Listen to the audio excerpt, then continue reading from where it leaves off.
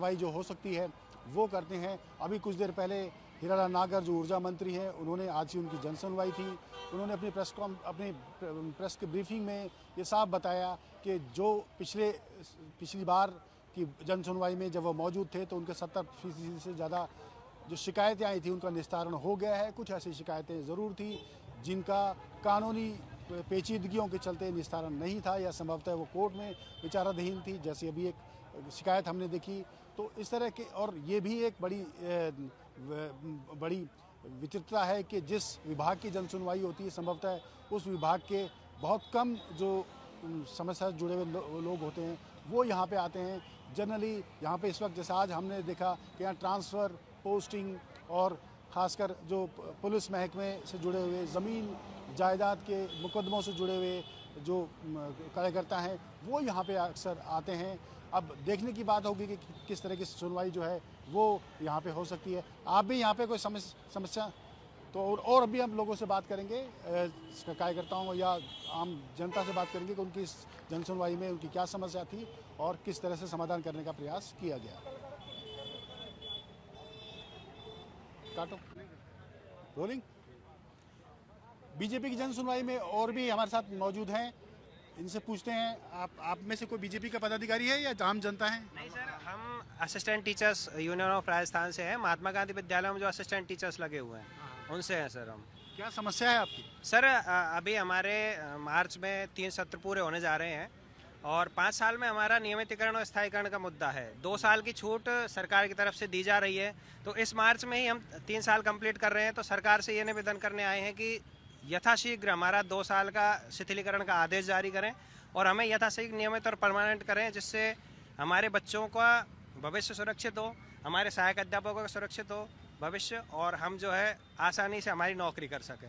इससे पहले भी आप लोग सरकार के पास गए हैं या इस तरह का ज्ञापन आपने सौंपा है? हमने भांति जगह, बहुत सारी जगह ज्ञापन दिए सरकार को। शिक्षा मंत्री जी के यहाँ भी ज्ञापन देकर आए हैं। इससे पहले हम अभी जस्ट पहले भी जनता दरबार में भी आप आए हैं? पहले जनता दरबार में भी हम आए हैं, सीएमओ में भी हम गए हैं, सीएमआर में भी हमने आज फिर गए थे दोबारा से, पर सरकार इसके लिए कोई एक्शन अभी तक नहीं ले पा रही है। क्या वजह दिख रही है? हमें तो ये समझ नहीं आ रहा। हम ये कहना चाह रहे हैं कि हमारा कोई वित्तीय भार हमारी वजह से सरकार के ऊपर नहीं पड़ रहा है, फिर भी सरकार इसकी तरफ एक्शन क्यों नहीं ले रही है? सरकार चाहे तो बहुत आसानी से ये काम कर सकती है। ना तो कोई वित्तीय भार सरकार के ऊपर हमारी वजह से आ रहा है और हमें परमानेंट 3 साल में 2 साल का रिलैक्सेशन देके 5 साल की जगह 3 साल में ही हमें परमानेंट कर सकती है सरकार चाहे तो। कितने अभी इसमें इस समस्या से कितने लोग जुड़े हुए हैं? सर, ये जो समस्या है ये मात्र 3 से 3,500 लोगों की रह चुकी है। पहले सरकार ने इंग्लिश मीडियम विद्यालयों को चलाने के लिए 10,000 पद निकाले थे, जिनमें से मेरिट बेस पर चुनकर सरकार को जो एलिजिबल कैंडिडेट्स मिले थे वो मात्र 5,000 मिले थे। परंतु कॉन्ट्रैक्ट की नौकरी होने के कारण सभी छोड़ के जा रहे हैं और 3 से 3,500 3440 लोग ही इस टाइम पे रह गए हैं। और अगर वापस से रिव्यू किया जाए तो 3,000 से ज़्यादा हम लोगों की संख्या है नहीं। और इस समय जो हमारे वेतनमान हो जाएंगे जुलाई से कॉन्ट्रैक्ट सत्र में भी, तो वो प्रोबेशन कार्यकाल के बराबर होंगे। तो अगर सरकार आज हमारे को परमानेंट करती है तो सरकार जो वेतनमान हमारे को आज दे रही है ना, वही वेतनमान सरकार को देना है। सरकार पर 0 रुपये का वित्तीय भार रहेगा।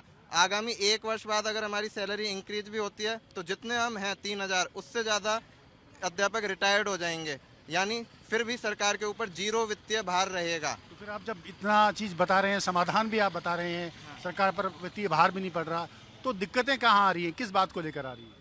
दिक्कतें यही आ रही हैं कि न कार्मिक विभाग सुन रहा है, न वित्त मंत्री जी एसओपी जारी कर रहे हैं।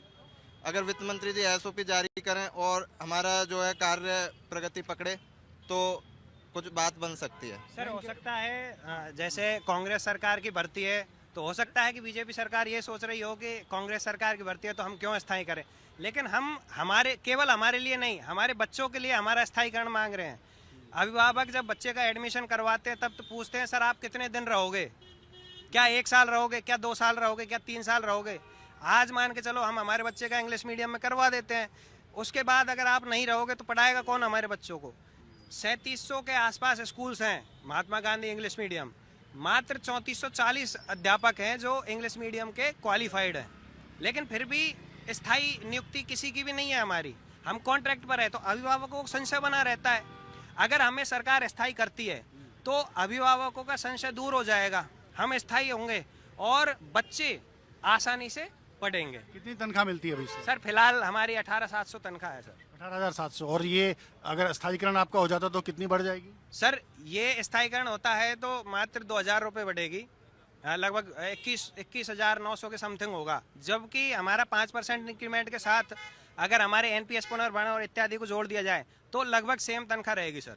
तो साफ तौर पर कोई वित्तीय अतिरिक्त भार सरकार पर नहीं पड़ने वाला। मैं इनका ये जो इनका ज्ञापन है वो साफ तौर पर दिखाना एक बार चाह रहा हूँ। एक बार पकड़िए इसको ऐसे। ये इन्होंने मुख्य सचिव के नाम से भी माध्यमिक शिक्षा जो अंग्रेजी माध्यम के स्कूल जो कांग्रेस सरकार में शुरू हुए थे उनके बारे में बाकायदा पूरा डिटेल्स जो हैं वो लिखी गई है। और तकनीकी रूप से ये बजट में शामिल किए जाने के संदर्भ में ये असिस्टेंट टीचर यूनियन जो है वो राजस्थान की जो बनी है उसमें ये है। उन्होंने बाकायदा स्थायीकरण की जो मांग है उसको लेकर लिए हैं। इससे पहले जनता दरबार में भी ये अलग अलग जगह गए हैं। तो ये ऐसे कार्यकर्ता जो ऐसे आम जनता जो है वो भी साफ तौर पर अपनी बात को कहने के लिए जनता दरबार में आई है। अब आज हीरालाल नागर जो हैं वो आए हैं, लेकिन जो उप मुख्यमंत्री हैं वो मौजूद नहीं हैं, तो उन्हीं का वेट ये संभवतः कर रहे हैं और उन्हीं के माध्यम से अपनी बात ये आगे रखेंगे।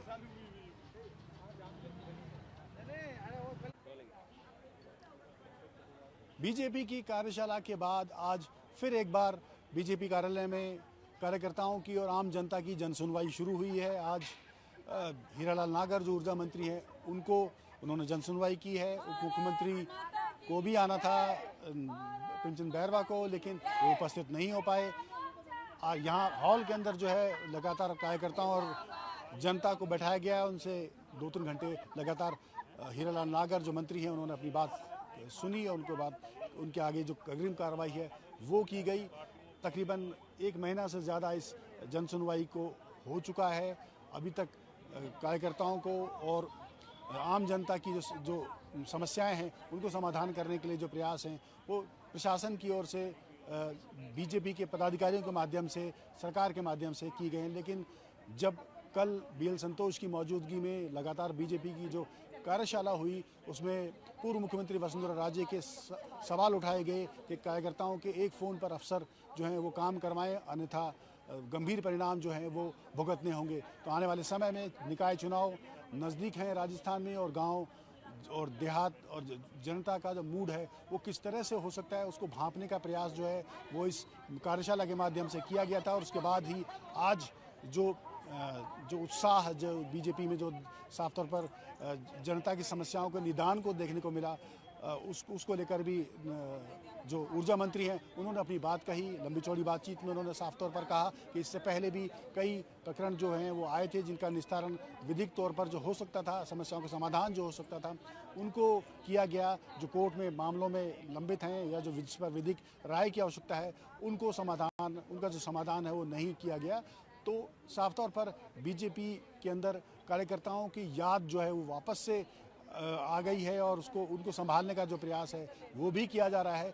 लेकिन ये देखने की बात होगी कि ज़मीनी स्तर पर कार्यकर्ताओं का और आम जनता का काम जो है वो हो रहा है नहीं, इसका जवाब तो चुनावों में मिलेगा ही। साथ में कार्यकर्ताओं की जो शिकायत है उसको किस स्तर पर सुलझाया जाता है, उसको लेकर जनता में क्या प्रतिक्रिया होगी, जनता में कार्यकर्ता क्या मैसेज लेके जाएंगे, ये भी एक बड़ा सवाल है। वीडियो जर्नलिस्ट दिलीप प्रभार के साथ देविंद्र सिंह, इंडिया डेली, जयपुर।